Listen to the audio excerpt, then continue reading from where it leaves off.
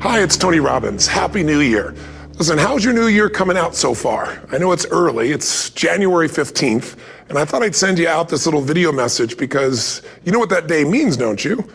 January 15th is the cutoff. Statistics show that 95% of the people that actually made a New Year's resolution have already broken it by today. And that's if you even made a resolution. Now, if you're the exception to that, I'm thrilled for you, and I support you, and I say keep rocking it. But if you've missed, maybe I could drop you a quick little message or two here that can help you not only recover, but get way beyond just making some New Year's resolution and make some real lasting change in your life. I mean, think about it. Most people don't even make a resolution anymore. Why? Because they've made them from years and years and years, and they know they're not going to follow through. So after a while, who wants to disappoint yourself? Who wants to be upset with yourself? Why even bother to set a new standard for this year? You know it's going to be the same as last year. If you're the kind of person watching this right now and you've actually opened this email and you haven't shut me off already, then obviously that's not you. So the question is, what is it that makes us even want to make a resolution? I mean, it's an interesting question. Why is it at the beginning of a year we have this tradition, but it goes beyond tradition. It's something inside of us that makes us want to make things better. And I think part of it is the calendar gives us this idea that we could have a fresh start, that we can start from fresh and have this great victory. And it's really, the calendar itself is quite arbitrary. It's wonderful to use it, but if you didn't use it effectively, let's use the calendar to serve you today. Let's just see, what does it really take to make this thing happen? Because there's no denying that inside of you, the only thing that's going to make you happy in the year ahead and the decades ahead is going to be having you have an experience where on a regular basis, you feel like your life is making progress. If there's one thing I teach, and I want to remind you of it, it's really simple. Getting things is not going to make you happy. That's good news in a tough economy. It's a good reminder. It doesn't matter what you get. Doesn't matter whether it be money or opportunity. All those things might excite you for the moment. Even a relationship, as magnificent it may be, might be exciting for a while. But if you don't keep growing, that relationship isn't going to stay exciting. So the secret to real happiness is progress. Progress equals happiness. And if we can make progress on a regular basis, we feel alive. And that's why at the beginning of the year, we get this thing like, okay, I can have this fresh start. I could really do what my soul desires. I could expand. I could grow. I could improve. I could change. Or maybe better than change, I could progress. See, think about that. Progress is an aliveness to it, doesn't it? You don't have to work at changing. People say all the time now, well, I'm working on changing. Don't worry about it. You don't have to work on changing. Change is automatic. Your body's going to change whether you want it or not as the years go by. And no matter how hard you work, there's going to be some changes going on there. The economy is going to change no matter what you want it to do. The weather is going to change. Relationships are going to change. Everything in life is always changing. We don't have to work on change. Change is automatic, but progress is not. So if you want to make real progress, then you really got to look at your life in a different way. You got to say, I got to take control of this process and not just hope it's going to work out like people do who make a resolution. Because really, isn't that what they're really doing at the beginning of the year? They're saying, well, here's my resolutions for the year, and they really basically tell you their wishes. It's their wish list. It's what they hope it all comes together. And then they call it a resolution, but they don't know what a resolution is. When you resolve something, to have a resolution is to resolve it. When you've resolved, this is how it's going to be. That's when you cut off any possibility except the thing you've committed to. It's like the old adage, if you want to take the island, you burn the boats. Because when you burn those boats, there's no going back. You're going to find a way to make things work. And most people, they're stating what they hope will come together. And if it doesn't happen, then they're disappointed, but they're not too disappointed because they're not too vested. What does it take to successfully create a lasting change in your life? To not only have a New Year's resolution you follow through on, but really have a lasting change? Well, the first step for lasting change is very much like making a New Year's resolution. Fundamentally, it's the same. The first step is you got to have a vision for what it is you really, truly want. Not what you think you want or what you should have. I mean, what are most people's New Year's resolutions? I'm going to stop eating sugar. I'm going to stop smoking. I'm going to lose 10 pounds. The problem with that is it's not very inspiring for most people. It's not telling you what you're going to get. It's only what you're not going to do. And it's kind of hard to have you move forward with that. A vision is about what you're here to create. A vision that really works is one that excites you. If you say, well, my resolution, my goal, my outcome for this month, this week, this year is to lose X number of pounds, that's okay, but it's not very compelling. It has to be a compelling vision. It's got to have something that has the power to pull you, not something you have to push yourself to do. Those are two different kinds of motivation. Push requires willpower, and willpower never lasts. What will last is pull. Having something so exciting, so attractive, something you desire so much that you have a hard time going to sleep at night and you get so up early in the morning to rock it and take it to the next level. That's what you're looking to create. And that isn't easy to get. But one of the reasons we do seminars and events, and we say, why do that? Why not just read a book or something? Is because when you get in an environment where you're with people that are being put in a peak state, like when you're going to a sporting event, if you watch a sporting event at home, it might have a certain level of excitement. But when you're in a stadium with 50,000 people, suddenly it has a whole different level of intensity. And we feel that. And the bottom line of our follow-through comes down to our emotional intensity. In a different state of mind, you're going to come up with a much better and a more exciting vision than if you're sitting on the couch going, okay, what are my new resolutions for this year? And you're doing it the morning after the new year has started and you're a little inebriated and the football game's on in the background. Probably not going to have the power of focus there. Probably not going to have the power of the energy to create something that's going to pull you for this year. And you got to do that. So it's got to be a vision that's compelling. Something that it's going to be a gift to make sure that it happens. And also, along with that compelling vision, you got to have strong enough reasons that you're going to follow through when the going gets tough. That's one of the biggest things missing for most people. They say, this is what I want to do. It's not very exciting. It's not very compelling. But most importantly, they don't have strong enough reasons to push themselves through what's going to be necessary to get that dream, to get that goal when the inevitable challenges come up. When you're starving, hungry, and you're trying to go on a diet, right? When you got no time and you're stressed out and you haven't worked out still, and that's what you're supposed to do. When the economy gets tight and what you thought you're going to do doesn't work, and so you give up on the goal instead of finding another way to get there. You don't let the fear take you over if you've got strong enough reasons. Those reasons can be positive, or those reasons can also be negative. They can be, if I don't do this, this is going to cost me. And if I do this, this is what I'm going to gain in my life. Reasons come first, answers come second. If you get a compelling vision and you got strong enough reasons that will push you through the tough times, you're going to do things other people don't do. Instead of collapsing, even if you get off target, you won't go, oh, I blew it. You'll get right back on target, make the change, make things happen. And I know you've done this in many areas of your life. Just think about it again. I'm not teaching you something really new here today. I just want to remind you of what your soul knows. You got to change, you got to improve, and you got to go through a simple process fundamentally to make that progress. First step, vision that's compelling. Second step, make sure that there's strong enough reasons to follow through. Third step, you got to review it and feel it every day. I mean, anything. Have you ever had this happen in your life? Has there been anything in your life that you've ever wanted so badly? You were so desirous of it. You had such a hunger for it that you couldn't stop thinking about it. Could have been a career move, could have been when you were a kid, a car, it could have been a relationship, it could have been anything, but you were obsessed. You wanted to make this happen. You wanted to attract this to your life. You just wanted something. And you didn't even know how to get it. But it was so compelling to you. You kept thinking about it every day, envisioning it, imagining it, feeling it. And then stuff happened. And suddenly you started to attract people or situations to your life, and it just came together. Like, you didn't even have a total plan. It was just that it was so a part of your focus with so much intensity and emotion so often that it sensitized you to notice anything that could get you there. There's a part of your brain called the reticular activating system. For short, we call it the RAS. That part of your brain determines what you notice in the world. And it's really important because when you set a goal, when you get really clear on a vision and there's strong enough reasons and you review it enough and it becomes a part of you, that part of your brain says, anything that relates to this, I need to notice. It's like, did you ever buy a certain kind of car or maybe a certain outfit and suddenly you see that car everywhere or those outfits everywhere? Well, you know, the cars were always around, but why do you see it now?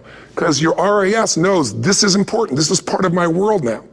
Similarly, when you really get clear and it's compelling and you're reviewing it every day, you've got strong reasons and you're reviewing it every day and you're feeling it, the brain becomes incredibly acute at noticing anything to get you to move forward. And so that's the power of this. So, you know, what do people do with a New Year's resolution? They come up with something they kind of want. It's not a compelling vision. They don't really have strong enough reasons, and they never review it again until they notice that they broke what they said they really want to make happen, because they didn't really resolve. If you resolve, you got the vision, it's compelling, you review it daily, and you feel it, you envision it, and you experience it. Simple as it sounds. Now, ultimately, what is this really about?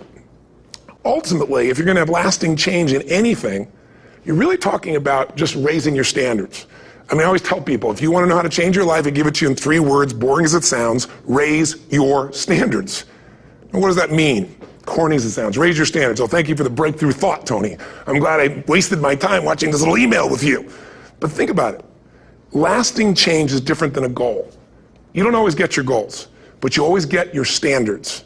Maybe it would help you is to think about it this way. I try to explain standards to people with a different set of words. Think of it as everybody in life gets their musts. They don't get their shoulds. Like, think about it. Most people have a list of shoulds, don't they? Don't you have a list of the shoulds, things you should do, you should follow through on? I should lose some weight, I should work out more, I should make more calls, I should respond more rapidly to my email, whatever, you know? I should get into the office earlier, I should be, more confident, whatever your should list is. People love to have their should list be met, but it's kind of like New Year's resolutions. If it does, it's really exciting, but if it doesn't, which is most of the time, it's a little disappointing, but you kind of know it's not going to happen. But when you decide something is a must for you, an absolute must, when you cut off any possible, you say, I'm going to find the way or I'm going to make the way.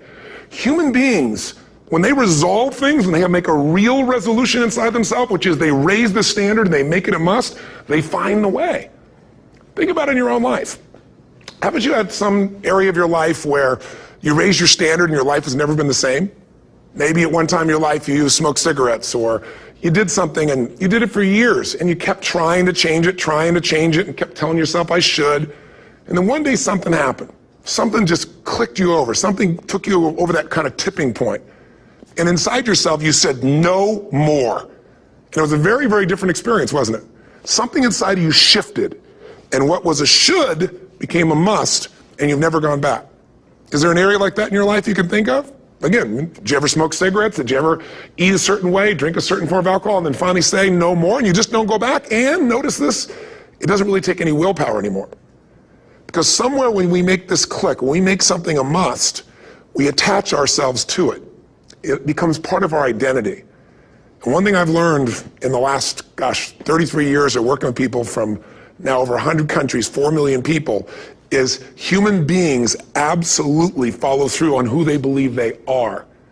If you said to me, well, I'm really going to work hard to stop smoking, but I've been a smoker my whole life and I am a smoker, I know your days are numbered. You're going to be back smoking cigarettes again, because we all act consistent with who we believe we are. I tell people the strongest force in the whole human personality is this need to stay consistent with how we define ourselves. If you define yourself as somebody who is really conservative, you're not going to be crazy and act nuts unless you're really drunk or something, and then you can say it's the alcohol, when it's really just you finally getting permission to be yourself. The alcohol is your excuse. If you're a really crazy person, you act crazy, outrageous, playful. You don't act conservative because that's not who you are. Very often people say, well, I can't do that. I'm not that kind of person. And I always say to people, really, when did you define yourself? I mean, really, how many years ago did you come up with what you could and couldn't do in your life? How many years ago? Most people, if they really look at how they're living their life today, it's based on a set of standards, a set of beliefs that they made choices about 10, 20, 30 or more years ago. I mean, very often we made decisions in our youth or very young about what to believe, about what we were capable of, about who we are as a person, and that becomes the glass ceiling, if you will, that controls us. There's a corny metaphor, but it's true. I remember one time I was with my family at the circus, and there was a person there, and they had this big, giant elephant. And you look at this elephant, and they take this little rope, put it around the elephant's neck, and they drive this stake into the ground.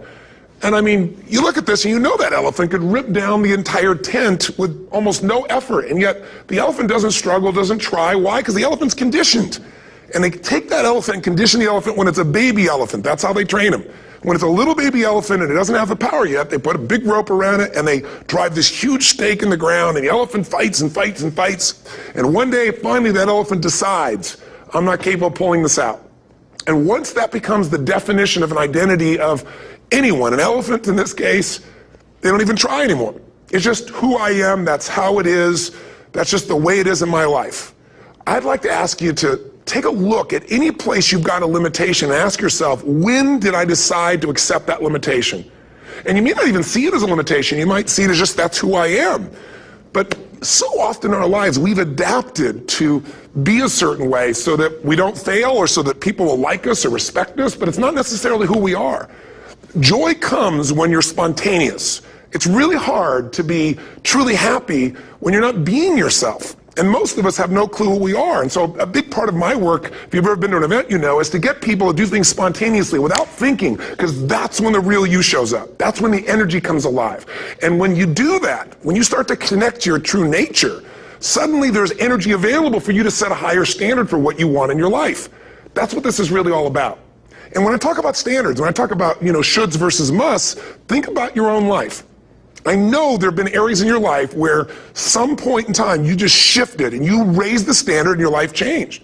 Because whatever people have their identity attached to, they live. We live who we believe we are. That's just how it works. It's just kind of like, I'll give you an example. Look at your physical body.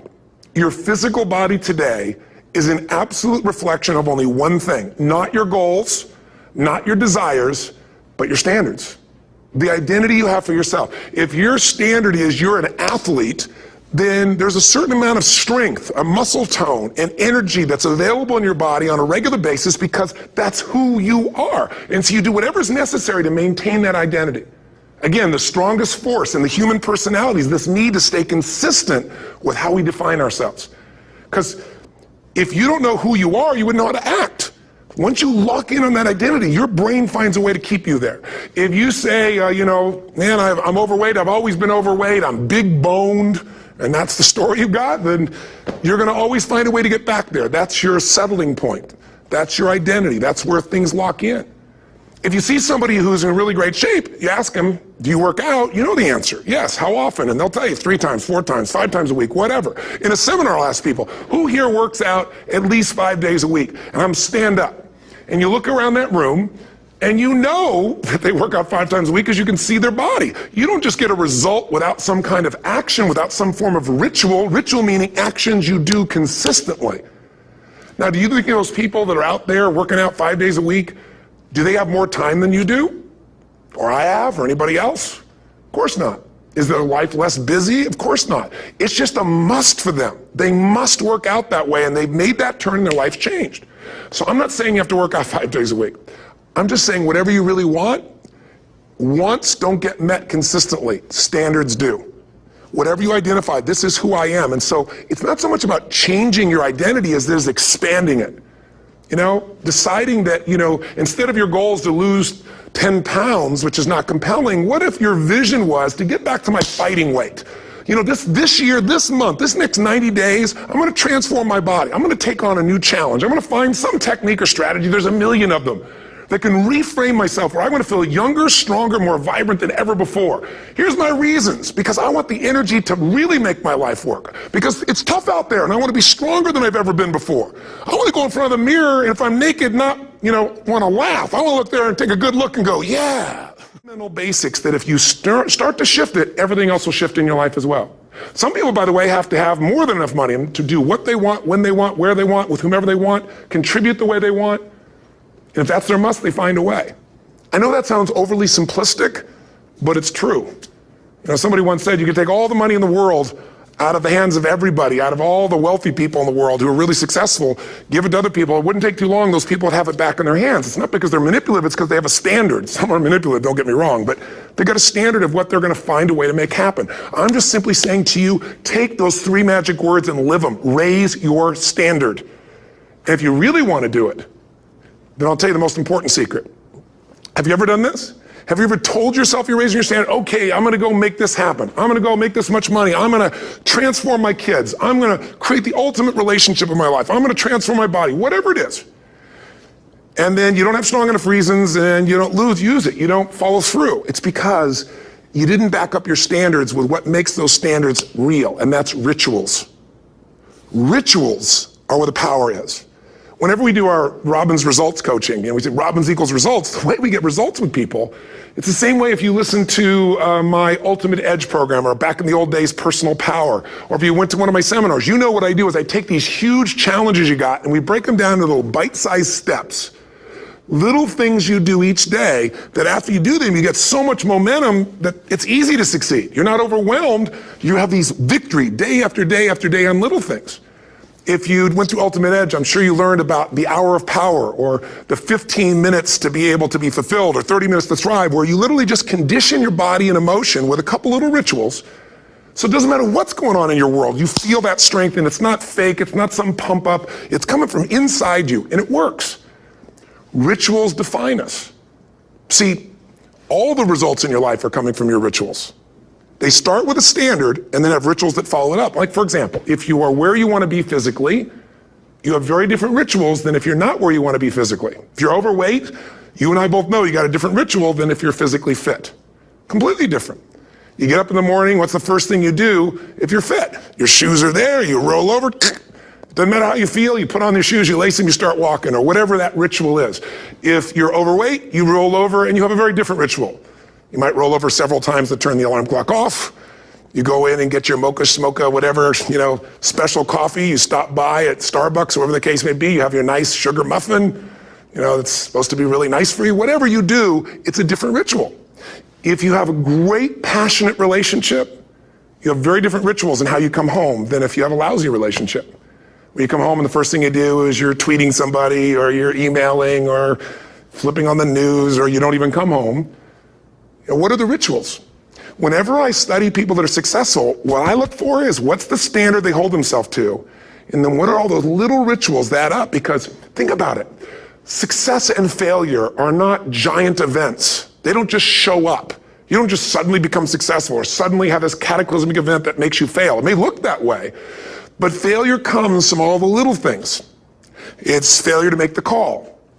It's failure to check the books. It's failure to say, I'm sorry.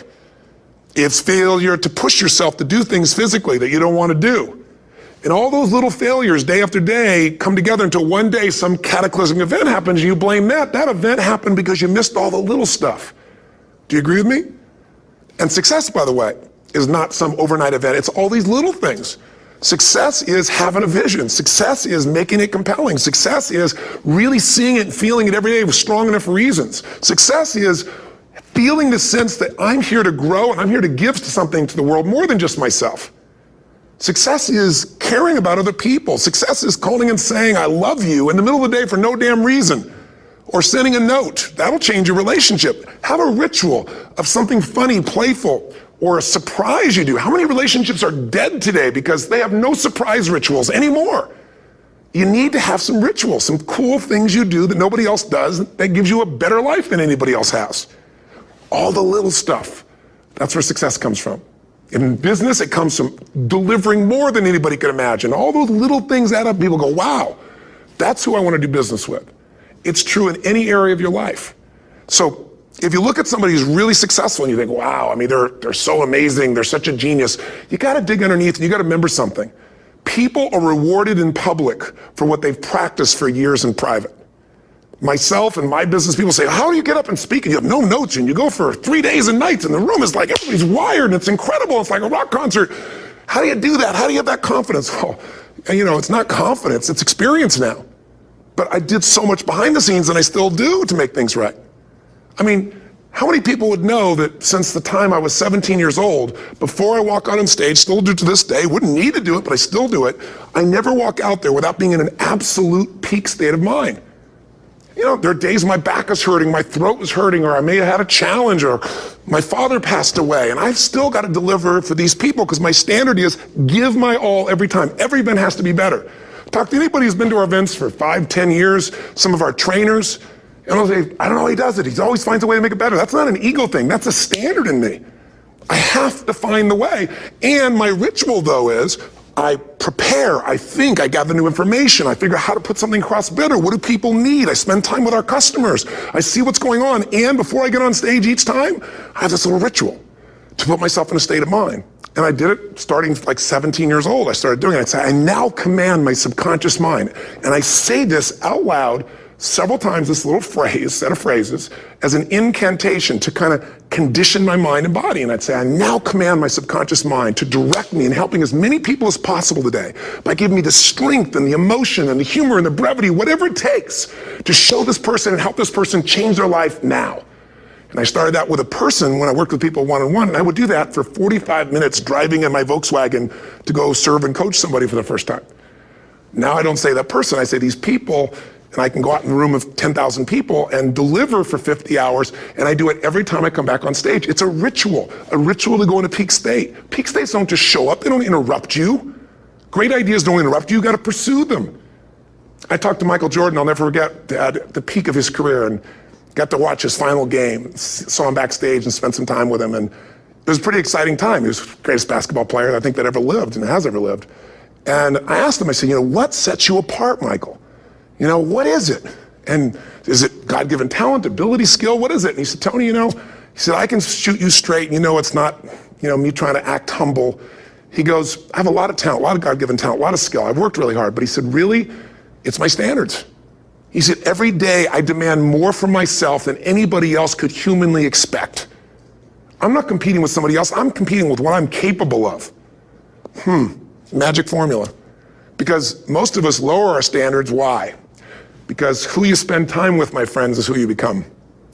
One of the biggest reasons I started going to seminars when I was like 17 is I had nobody around me as a great role model. I could read about somebody, but being around people, being in that environment was very different. Finding a way to go to work with someone who lived that standard of life was very different. You get around people with low standards and you compete with it. You don't need to compete with it. It's like, okay. Remember Jerry Springer? I don't know if he's still in the air, but I remember he used to get people on the show and I thought, where would he find these people? And why would people watch? I'll tell you why they watch. They watch these people and go, my life's still pretty darn good compared to that person. Look at them. You don't have to change your life. All you have to do is find somebody with a lower standard and you'll feel good about yourself. But if you feel that good feeling, it's an illusion. The only thing that's going to make you happy, my milliseconds, hundredth of a second, he pushed himself just beyond his competitor. But you know about Michael Phelps? What allowed him to be able to push beyond that moment is his rituals. Go study the guy. Most people who swim have these unbelievable workouts. He does 2 and 3 of those workout sessions a day. All the other swimmers in the beginning thought he was insane. You're gonna overtrain, you can't do that, it's not physically possible. But he had a standard and the rituals to back it up.